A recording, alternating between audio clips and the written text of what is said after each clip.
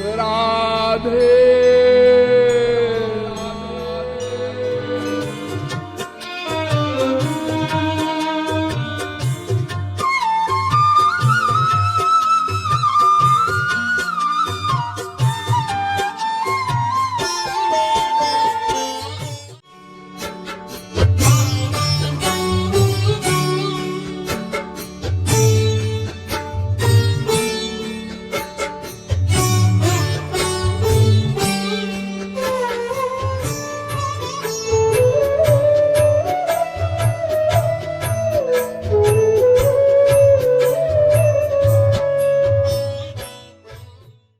एक तो ऐसे सत्पुरुष होते हैं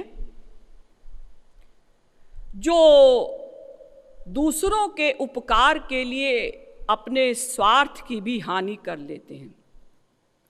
दूसरे ऐसे मनुष्य होते हैं जो अपने स्वार्थ का ध्यान रखते हुए परोपकार करते हैं। तीसरे मनुष्य रूपी राक्षस ऐसे होते हैं जो अपने स्वार्थ के कारण दूसरे का अहित करते हैं, अनिष्ट करते हैं। और ये तो घ्नन्ति निरर्थकं परहितं ते के न जानीमहे।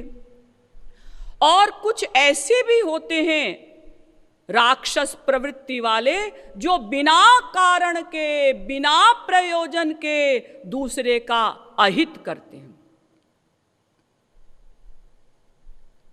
इसी प्रकार से संत महात्मा पर उपकार वचन मन काया संत सहज स्वभाव खगराया।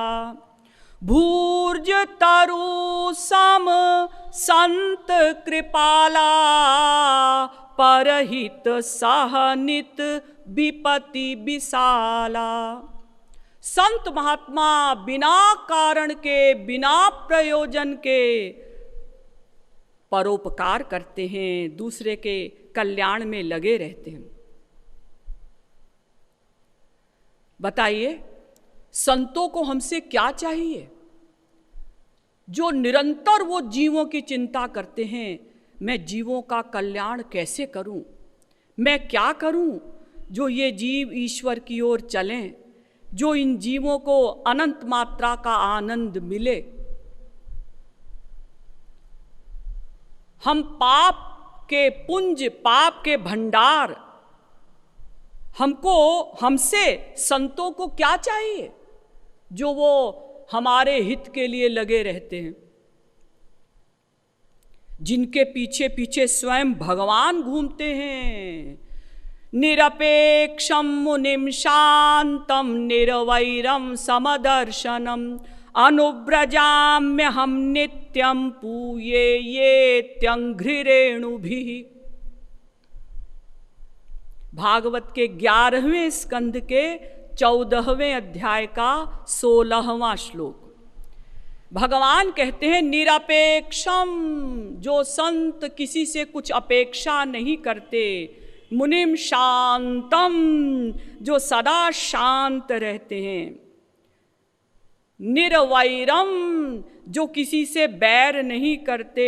समदर्शनम, जो समदर्शी होते हैं। अनुव्रजाम्य हम नित्यम, मैं नित्य ही उनके पीछे पीछे चलता हूं। क्यों? पूये ये त्यंघ्रिरेणुभिः, ताकि उनके चरणों की धूलि उड़े, मुझ पर पड़े और मैं पवित्र हो जाऊं। सोचिए, जिन संतों के चरणों की धूलि प्राप्त करने के लिए स्वयं भगवान उनके पीछे पीछे घूमते हैं, उन संतों को हमसे क्या चाहिए जो वो हमारा कल्याण चाहेंगे, लेकिन फिर भी बिना कारण के, बिना स्वार्थ के, बिना प्रयोजन के वो परोपकार करते हैं। इसी प्रकार से भगवान भी बिना प्रयोजन के दूसरे का हित करते हैं। तो आप कहेंगे कि दर्शन शास्त्र तो कहता था कि प्रयोजन मनुद्देश्य मंदोपि न प्रवर्तते, प्रयोजन के बिना मूर्ख से मूर्ख व्यक्ति भी कुछ भी नहीं कर सकता। और अभी तो सिद्ध हो गया कि बिना प्रयोजन के भी कार्य होते हैं, बिना प्रयोजन के दुष्ट लोग अपकार करते हैं, बिना प्रयोजन के संत महात्मा एवं भगवान परोपकार करते हैं। किंतु ऐसा नहीं, इन लोगों का भी कुछ न कुछ प्रयोजन अवश्य है। क्या प्रयोजन है? काहू की जो सुनहि बड़ाई, श्वास ले ही जनु जूड़ी आई। और जो काहू की देखहि विपत्ति, सुखी हो ही मानहु जग नृपति। जब किसी को दुष्ट लोग विपत्ति में देखते हैं तो बड़े सुखी होते हैं, इतने सुखी हो जाते हैं, इतने आनंदमय हो जाते हैं, मानो उनको पूरे विश्व का राजा बना दिया गया हो। खलन हृदय परिताप बिसेखी, जरहि सदा पर संपत्ति देखी। जहाँ कहूँ निंदा सुनहि पराई, हर्षहि मनहु परिनिधि पाई। जहाँ कहीं दुष्ट लोग दूसरे की निंदा सुनते हैं तो बड़े हर्षित होते हैं, प्रसन्न हो जाते हैं, मानो उनको परिनिधि मिल गई हो।